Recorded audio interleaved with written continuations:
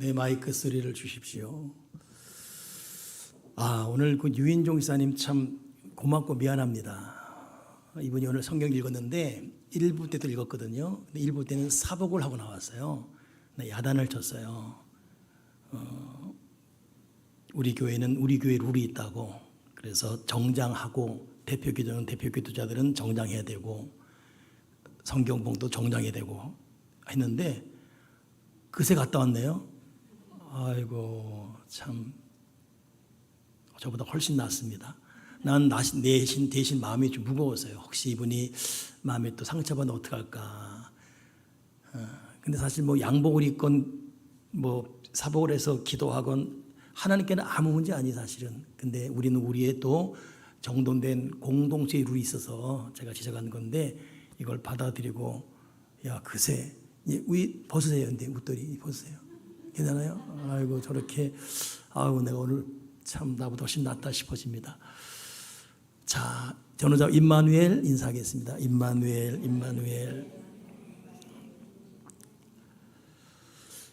제가 아는 그 분은 교회에 오면 이렇게 얼굴 표정이 무겁고 자유함을 느끼는 것을 본 적이 없어요. 근데 그 내막을 좀 알아보니까 이분이 어릴 때 엄마와 함께 외갓집에 갔는데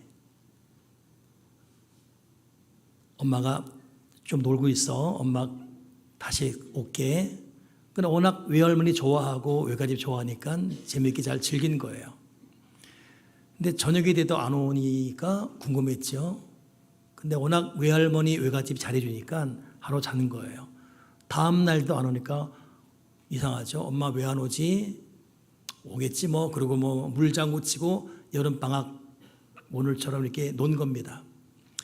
며칠 돼도 안 오니까 이제 걱정된 거예요. 할머니, 엄마 왜 안 오세요? 그랬더니 하시는 말씀이 너는 당분간 나랑 같이 살아야 돼. 이때 이 어린아이는 엄마 아빠가 나를 버렸구나. 이걸 느낀 거예요. 그리고 그때부터 깊은 수렁에 빠진 거지요. 재미있었던 물장구, 물놀이도 재미없어지고 그렇게 좋았던 외갓집도 별로 안 좋아지고 그러다가 잘못 걸어서 넘어져가지고 머리가 깨진 거예요. 넘어져서 피가 철철 났지요. 근데 이 소식이 듣고 엄마가 달려온 거예요. 그러면서 사실 엄마 아빠가 너무 어려워서 외갓집에 잠깐 맡긴 거고 네가 회복될 때까지 좀 시간 주면 사실 엄마 아빠가 다시 올라가랬다. 근데 이미 어린애의 마음에는 깊은 상처가 됐습니다. 엄마 아빠가 나를 버렸다. 이것 때문에 깊은 상처가 된 것이죠. 회복이 안 된 거예요. 그렇게 나이가 들고 청년이 되고 그랬는데 그 깊은 어릴 때 트라우마 때문에 나를 버린. 근데 하나님이 아버지인 거예요. 저 하나님 아버지도 나를 버리겠지? 보이지도 않는데 하나님 아버지. 근데 교회는 다니는 습관 때문에 가진 같지만은 하나님 아버지라는 이미지가 영 깊은. 물론 훗날 회복이 되어서 다시 하나님 아버지는 우리를 버리는 그런 아버지가 아니다라고 느껴서 자유를 얻었지만 그 시간까지는 굉장한 고통을 겪었습니다. 여러분 다윗도 그러죠. 다윗도 내 부모는 나를 버렸으나 여호와 하나님은 나를 하나님의 전에 있게 했고 결국 그 시편의 고백이 자기를 인도한 참 아버지를 믿는 믿음의 고백으로 기록된 것이 시편이에요. 오늘 저는 이 말씀을 전하면서 오늘부터 하나님이 누구인지를 좀 말씀을 통해서 아는 시간 갖길 바랍니다. 여러분들은 여러분에게 하나님이 누구시죠? 저도 목사이면서 하나님이 나에게 누구인가를 계속 물어보면서 오늘 이 단에 섰습니다. 하나님이 안 계셔. 이런 사람들은 무신론자죠. 오늘 무신론자들이 여기 계시지 않을 거예요. 계신 건 믿지만 왠지 섭섭해. 하나님에 대해서. 왠지 우울해지고 몸은 와 있지만 영 마음이 가지 않아요. 그래서 때로는 불신앙, 때로는 서운함, 섭섭함 참 여러 복잡한 감정으로 우리가 여기 있을 수도 있습니다. 근데 이러건 저러건 그럼에도 불구하고 나에게 성경적인 신앙 고백이 살아있는가 이것이 오늘 포인트지요. 그것이 믿음이고 우리가 추구해 가야 될 신앙의 목표점이고, 하나님에 대한 신앙 고백이 정말 중요해요. 그래서 하나님이 고백이 되지 않는데 어떻게 그분을 예배하고 믿지요? 말이 안 되거든요. 그래서 그 칼바르트라는 독일 유명한 신학자는 말하기를, 하나님이 너에게 누구인지를 말하라. 그러면 너의 신앙이 어떠한지를 보여주겠다. 하나님이 너에게 누구니? 그걸 나한테 말해봐. 그러면 너에게 너의 신앙이 어떤지를 보여주겠다. 신앙 고백은 신앙과 같이 가는 거예요. 하나님에 대한 신앙 고백이 나의 신앙의 수준을 말하는 것이죠. 예를 들어 여러분, 하나님이 창조주다, 이 세상을 만든, 이거에 대한 신앙 고백이 정확하고 명확하다면 우주를 바라보는 관점이 달라요. 자연을 대하는 공동체와 개인의 자세가 달라지죠. 하나님이 창조하신 자연을 어떻게 이기적으로 파손시키고 훼손시키죠? 하나님이 사람도 창조했는데 하나님이 형상대로 지음받은 사람에게 어떻게 사기치고 악을 행해요? 그럴 수 없거든요. 하나님이 창조주다. 그러면 창조의 대상물인 모든 존재에 대해서 태도가 달라진다는 것이죠. 하나님의 심판주다. 그러면 여러분, 둘 중에 하나예요. 하나님은 심판주로 고백하는 사람에게는 죄인으로 있건 의인으로 있건 둘 중에 하나입니다. 심판하시니까. 그러니까 여러분, 죄인으로 있는 사람들은 심판주 앞에 겁이 나는 것이고, 그나마 의인으로 있는 사람들은 하나님이 심판주기 때문에 심판의 때를 기다리겠지요. 방향이 달라지는 거예요. 만약 하나님의 아버지다라고 마음 깊이 고백된다면 이건 전혀 게임 체인지입니다. 내가 죄를 짓건 악인이건 가난하건 부자건 상관없어. 왜? 어차피 나는 하나님의 자녀니까. 그 당당함, 그 담대함, 그 자유함. 그래서 여러분, 신앙 고백이 중요하고, 더 나아가서 하나님의 아버지라는 것은 굉장히 중요합니다. 여러분에게도 하나님 아버지라는 것이 가슴 뭉클하고, 이것이 하나님 나의 아버지야. 정말 좋은 아버지. 나를 버리지 않고 나를 책임지고 힘이 있으시되 사랑하시는 나의 참 아버지다. 이런 고백이 마음 깊은 곳에서 뜨거운 전율로 느껴진다면 여러분, 우리 신앙 하루하루의 생활은 달라집니다. 그래서 잠시 후에 우리가 이제 성찬 예식을 할 텐데, 이 예식도 여기 지금 포도주와 떡이 있어요. 이건 세상 어디에서나 쉽게 접할 수 있는 떡이요 포도주입니다. 근데 이게 성찬 예식이에요. 사실 근데 이건 예식이 아니라 사건이에요. 사건. 예수님이 십자가 죽으시고 우리를 위해 죽으시고 부활하신 사건입니다. 예식은 하나의 어떤 것 형식 아니에요?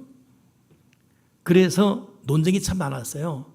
포도주와 떡은 예수님의 살과 몸이라기보다는 상징적 의미다, 이렇게. 그러니까 저도 습관돼 가지고 가끔 상징 그러는데, 엄밀히 말하면 상징이 아닌데, 이걸 말한 사람이 종교 개혁자 중에 하나였던 찌빙글레예요. 상징이다.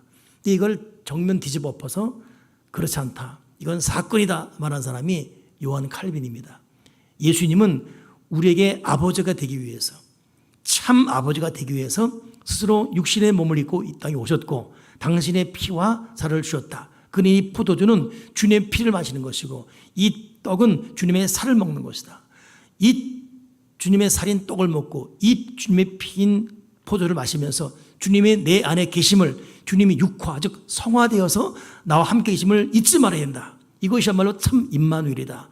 그 성찬 예식이 정말 중요한 걸 고백한 것이 요한 칼빈이에요. 요한 칼빈. 하나님이 우리와 함께한다. 왜? 아버지로서. 그래서 오늘 하나님이 누구인지를 여러분과 이 첫 시간 나누면서 하나님이 아버지, 그 아버지의 사랑이 어떤 것인지를 오늘 본문을 통해서 잠깐 살펴볼 것입니다. 여러분, 하나님은 어떤 사랑이죠? 우리에게 아낌없이 나눠주는 사랑이에요. 12절에 아버지가 그 살림을 각각 나눠주더니, 왜 주냐면 아들이 둘 졌어요. 둘째 아들이 내 재산 달라 그런 겁니다. 당대 전통으로는 아비의 유산을 받을 자격이 있습니다. 장남이 제일 많이 받고 둘째는 그 다음으로 받고 이런. 그러니 마땅히 당당히 유산을 받을 권리예요. 살림을 유산 달라. 그랬더니 나눠준 거죠. 근데 한 걸음 더 깊이 들어가면 유산을 달라는 권한이 있긴 있지만 조건은 뭐냐면 아버지가 죽어야 돼요. 죽은 이후에 유산이 상속됩니다. 그러니 아들이 나이가 90 먹어도 120살 먹은 아버지가 살아있으면 어른 행세 못합니다. 그래서 로마법에는 자식이 부유하면 죽일 권한이 그 부모에게 있었습니다. 굉장히 무서운 시대였어요. 그러니까 유산을 달라는 것이 문제가 아니라 이건 다른 말하면 아버지 너 빨리 죽어. 네가 죽어야 내가 유산 받지 이거예요. 여러분 자식이 와서 한다는 말이 아비 빨리 가시오. 빨리 죽으시오. 내 돈 좀 내 받게 좀. 그런 말입니다. 이건 대단히 이건 표현하지요. 근데 문제는 이 아들의 요구 앞에 아버지가 이유 달지 않았습니다. 살림을 각각 나눠 주었습니다. 왜 그렇죠? 하나님 아버지는 아낌없이 주는 분이기 때문에. 우리 여러분 아낌없이 주는 나무 아시죠? 옛날 한 그루 나무가 있었는데 그 나무를 사랑하는 소년이 있었다. 소년은 매일매일 주위에 와서 놀았고 떨어진 나뭇잎을 주워 왕관 만들고 왕자 노릇하고 나뭇가지에 매달리기도 하고 열매를 따먹기도 하고. 그러나 소년이 나이가 들자 나무는 혼자 있는 데가 많았다. 소년이 나무에게 물었다. 물건도 사고 신나게 놀아야 되는데 돈이 없다고. 그때 나무가 말하죠. 내 위에 올라가서 나무 잘라서 팔아서 그 돈으로 살아. 소년은 신났다고 나무 잘라서 팔았습니다. 오랜 동안 시간이 지난 다음에 다시 청년이 되어 소년이 나타났습니다. 너무너무 반가워서 말했죠. 얘야 가지에 매달려 신나게 놀아라. 그랬더니 소년이 시간이 없어. 결혼해야 되니까 장가도 가야 되고. 근데 장가갈 돈이 없어. 이때 나무는 또 말하죠. 나뭇가지를 베어가서 집을 지어 행복하게 살아라. 이 소년, 청년이 된 소년은 뒤도 돌아보지 않고 사정없이 나무를 잘라다가 팔아서 장가 갔습니다. 중년이 되고 시간이 많이 흘렀습니다. 다시 나타난 이 소년이었던 중년이 하는 말이 먼 곳에 가서 사업도 하고 살아야 되는데 배가 필요해. 돈이 없어. 결국 이것저것 다 준 나무는 내 나무를 통째로 잘라다가 배를 만들고 사업하라. 역시 이 친구는 다 잘라 가버리지요. 이게 여러분 아낌없이 준 나무. 여러분 재밌게 들으시네요. 이미 소년 때 다 읽고 듣고 알고 있는 내용인데 저는 그 동화 이야기를 읽을 때마다 주고 또 주고 또 주고 또 주고. 여러분 그것이 하나님의 마음입니다. 하나님은 우리에게 아버지로서 다 주고 싶어 합니다. 끊임없이. 하나님은 또 어떤 분이에요? 하나님은 끊임없이 기다리고 계신 분이십니다. 끊임없이 기다리고 계신 사랑. 20절에 이에 일어나서 아버지께로 돌아가니라. 아직도 거리가 먼데 아버지가 그를 보고 그랬어요. 이 둘째 아들이 돈 받아가지고 멀리 가버렸어요. 근데 성경을 통해 볼 때 이 아들이 떠나간 그날부터 아버지는 집에서 편하게 잠을 자지 않았습니다. 아들이 가버린 그 길을 바라보면서 다시 돌아올 모습을 기다리는 아버지. 끊임없이 기다리는. 그러니 아들이 돌아왔을 때 아직도 거리가 먼데 아버지가 그를 보고 그러죠.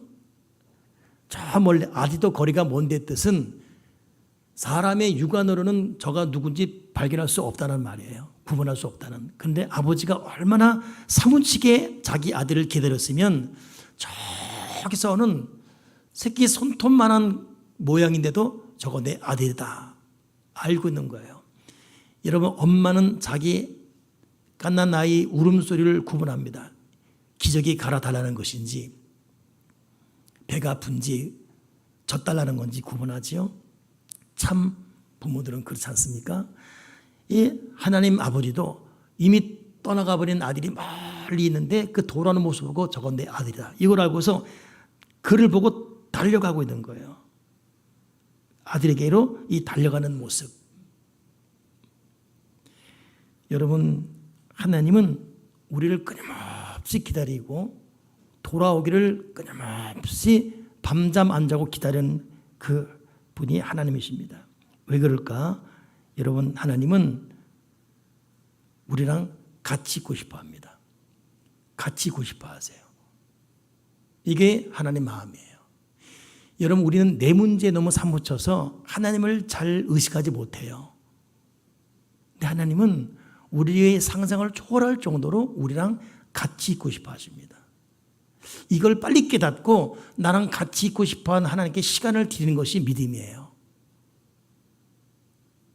하나님께 시간을 드려야 됩니다.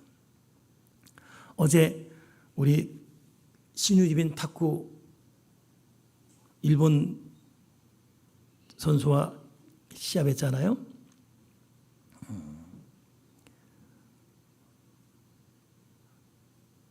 8시 반에 했습니다. 저는 이제 열심히 이제 토요 이제 주일 준비하고. 근데 신유빈이 이길 줄 알았어요. 우리는 무조건 우리가 이긴 거잖아요. 그 게임과 동시에 양궁도 있었어요. 양궁. 그러면 우리가 금운동 다 따는 거거든요. 근데 이 신나는 시간을 저는 아들과 같이 보고 싶었습니다. 그래서 어제 열심히 마무리 목양세를 준비하다가 아들이 좋아하는 모습. 저는 사실 나의 옛날에는 저희가 다혈질이어서 축구 경기 하나, 뭐 야구기 하나에 운명을 달았어요. 지면 그 다음날에 행복하고 열받고 이기면 일주일 행복하고 막 이런. 여러분, 그냥 하나 분명히 짚고 갑시다. 스포츠로 위로받는 인생이 있어서 안 돼요. 그냥 즐기고 그냥 끝내야 돼요. 오늘 새벽에 있었던 펜싱에서 우리나라 졌더라고. 우크라이나에. 속으로 잘 졌다 했어요. 잘 졌다. 우크라이나가 이긴 것이 그래도 우크라이나. 전쟁 속에 희망 준 거잖아요. 여러분, 경기는 경기예요. 거기에 목숨 걸 필요 없습니다. 제가 나이 드니까 더 그래요. 이제는 뭐 옛날처럼 흥분하고 이런 거 없어요. 근데 딱 하나, 아들과 보고 싶었어요. 그래서 잠시 설교 준비를 덮고 갔지요. 가서 이제 또 심각하게 간지 봤지요. 근데 진짜 지네. 아들이 막 이기고, 아들이 이겼다 이런 거 보고, 그리고 얘기도 하고, 양궁도 이겨서 금운동, 그래. 우리가 보고 오고. 나는 보면서도 관심은 아들과 같이 하려고. 이 얘기를 듣는 아들은 의아할 거예요. 뭐 그럴까? 지도 내 나이 돼봐 알겠지. 자식과 그냥 같이 있고 싶은 마음. 딱 그거였어요. 그거 외에는 없었습니다. 그러니 뭐 신입이 진 것은 약간 구미에게 섭섭할 수 있지만 난 아들과 같이 있었어요. 그리고 왔습니다. 제가 지금 무슨 말 한 걸까요? 여러분, 하나님은 우리랑 같이 있고 싶어 하십니다. 우리는 너무 바빠요. 복잡하고 분주하고. 여러분, 하나님과 같이 있지 않은 상태에서 분주함은 사실 남는 게 없어요. 결국 세상적으로 성공이다 할지라도 인생이 흘러간 후에 과연 성공이었을까? 남는 건 믿음의 공력밖에 없습니다. 하나님은 우리와 같이 있고 싶어 하세요. 그러니까 아비 버리고 떠나가는데도 그 아비는 아들이 돌아올 걸 먼 데서부터 기다리고 있다가 아들이 오는 걸 보고 알아보잖아요. 저거 내 아들이다. 하나님은 우리와 같이 있고 싶어 하십니다. 끊임없이 기다리면서. 근데 막연하게 같이 있는 것만 아니라 정말 끊임없이 기다리고 있어요. 여러분, 하나님의 기다림은 한도 끝도 없습니다. 우리는 한계 상황이 있어요. 어디까지만 기다려줍니다. 그걸 안 오면 끝이에요. 냉정합니다. 말 그대로 유효기간이 있어요. 유효기간. 하나님은 유효기간이 없어요. 한도 끝도 없이. 하나님의 유효기간은 우리가 돌아오는 것이 유효기간이에요. 돌아올 때까지 기다립니다. 하나님의 기다림은 거기까지. 돌아올 때까지. 사실 그 기다림 때문에 우리가 살았지요. 만약 하나님이 너 이 시간까지야? 아니면 끝이야? 우리 다 끝났어요. 우리 다. 목사님 저도 이미 골배품 끝났고 한도 없이 무한하게 하나님은 애타게 기다려 주십니다. 여러분, 아낌없이 우리에게 죽으시고 끊임없이 기다리고 계신 우리 아버지. 세 번째 하나님은 어떤 사랑일까요? 찢어질 듯한 통증으로 사랑하는 사랑입니다. 20절에 아들이 돌아오니까 그 아들에게 달려갔어요. 근데 측은히 여겨 달려가 목을 안고 입을 맞추니. 자, 돌아온 아들을 향해 달려가는 아버지 모습 상상해 보세요. 달려가고 있어요. 신발 벗어놓고 달려가고 있습니다. 이게 아버지입니다. 괜히 아버지 체면이라고 하시고 또 아들 버릇고친답시고 때로는 본척 안 하고 뭐 마음은 그렇지 않으면서 하나님에게는 그런 자존심이 없습니다. 그냥 신발 벗고 그냥 내달립니다. 노락 달려가서 목을 안고 입을 맞추고. 근데 그 앞에 표현 측은히 여겨. 여러분 하나님은 우리를 측은히 여기는 사랑이에요. 이 측은히 여기다가 이 원어적으로 찢어질 듯한 통증입니다. 이 말을 잘 표현하는 것이 어떤 거냐면 사냥꾼이 덫을 놨어요. 거기에 아기 사슴이 걸렸습니다. 빠져나오지 못하고 발부둥 짚고 있어요. 이걸 어미 사슴이 들은 거예요. 그리고 자기 새끼 버둥대는 거기에 갔습니다. 근데 아무리 어미이지만 구해줄 방법이 없지요. 그러니 어쩔 줄을 모르고 막 자기 새끼 덫에 걸려서 바둥대는 모습을 보면서 막 뱅뱅 돌고 있습니다. 깽깽대면 막 돌고 있는 거예요. 어쩔 줄 모르고. 근데 이걸 사냥꾼이 본 거예요. 어미를 잡았어요. 그리고 죽여버렸습니다. 근데 어미 사슴 배를 갈라놨는데 우리로 말하면 간이에요. 간. 그 내장이 시커멓게 썩어버린 거예요. 그 짧은 시간에. 사슴은 그런데요. 그게 여러분 찢어질다는 거예요. 하나님은 우리를 그런 사랑으로 속이 타 들어가는 그런 사랑으로 하나님이 나를 그렇게 사랑으로 하나님이 내 문제 내 아픔 뭐 알기나 해. 하나님 살아계시면 왜 내 인생을 이렇게 내팽개치고 내가 기도했건만 여러분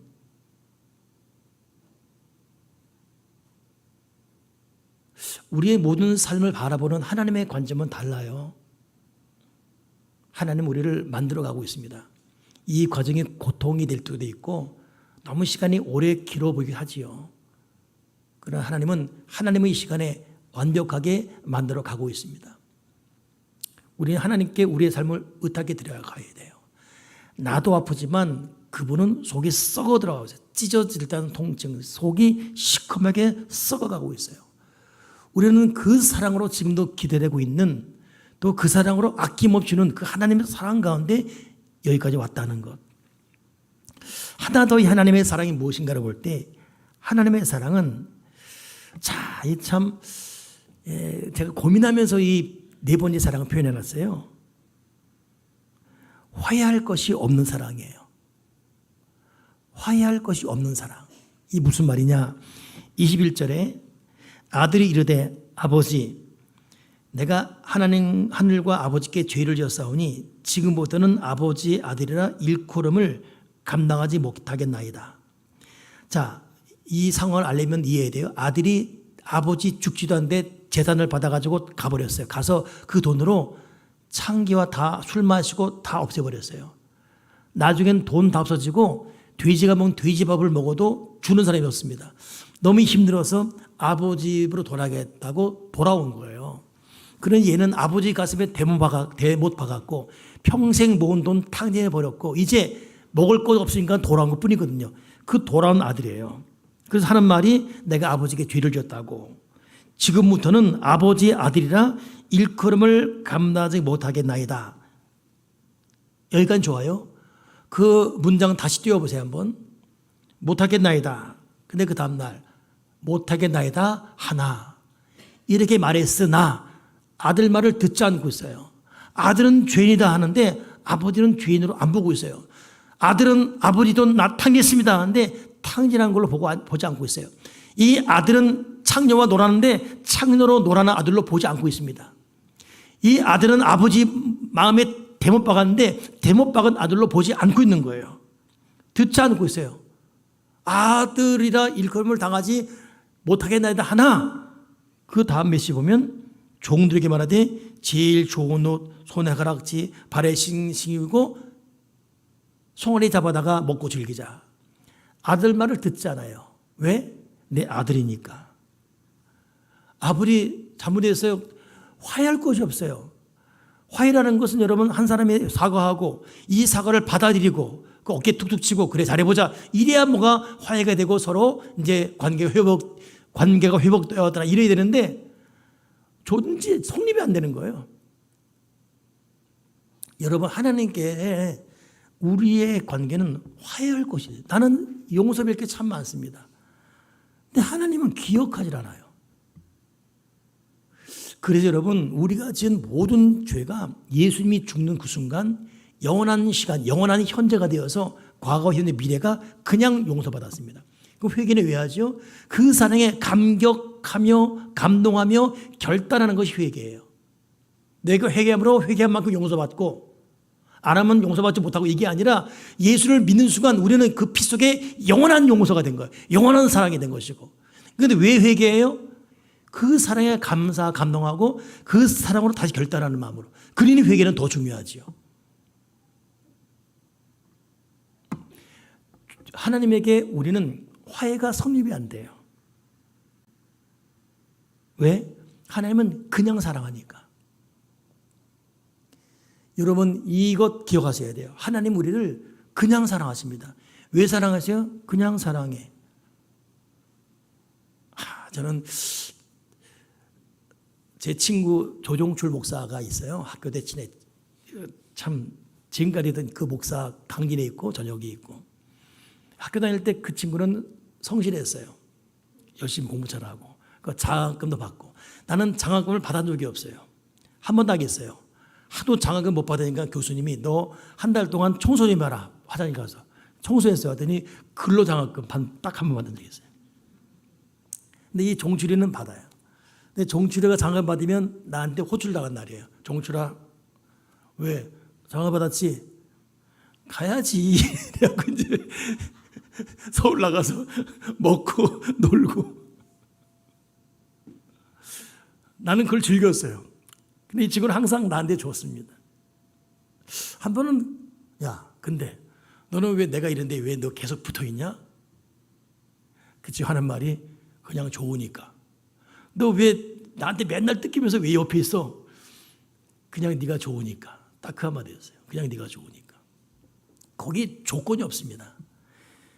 하물며 하나님은 여러분 하나님이 우리를 사랑하는데 무슨 조건이 있어요? 이게 절대적 사랑이에요. 절대적 사랑에는 조건이 없습니다. 수학에도 절대값이 붙으면 플러스든 플러스 마이너스 플러스예요. 그냥 사랑하는 거예요. 우리는 따집니다. 근데 하나님은 그냥 사랑하십니다. 믿음이라는 것은 나를 그냥 사랑하시는 그 사랑을 인정하고 받아들이는 것이 믿음이지요. 오늘 그 믿음이 우리에게 넘쳐나기 바랍니다. 뭘 따져요? 뭘 조건이 붙습니까? 나에게 너에게 무슨 조건이 필요해요? 그냥 우리는 사랑받고 있는 존재인데 하나 더 그러게 하나님은 우리를 그냥 사랑하고 있고 그것도 찢어질 듯한 통증으로 사랑하고 있고 그것도 끊임없이 한도 끝도 없이 기다리고 있고 우리에게 아낌없이 주시는데 마지막 21절 아버지는 종들에게 이르되 제일 좋은 옷을 내어다가 입히고 제일 좋은 옷 손에 가라지 끼고 이건 존재를 회복시킨 거예요.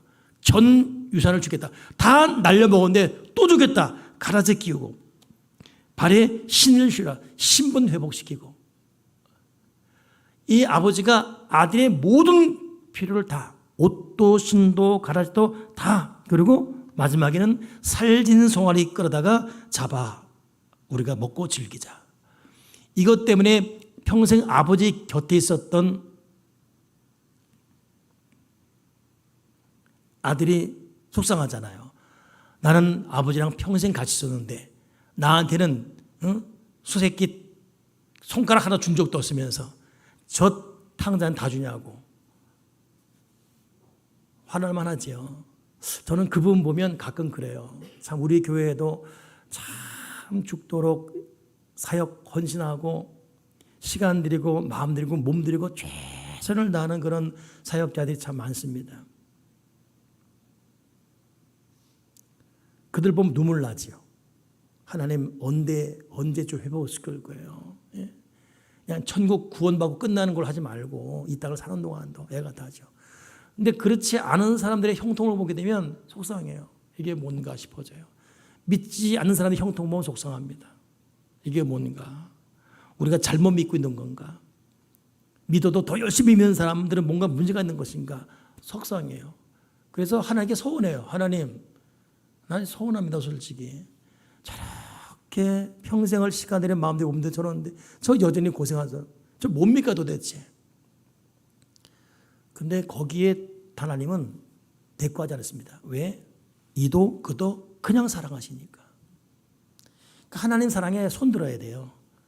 우리의 조건으로 뭐 이 조건 저건 따지지 이 잣대 저 잣대 되지 하나님은 그냥 사랑하시니까.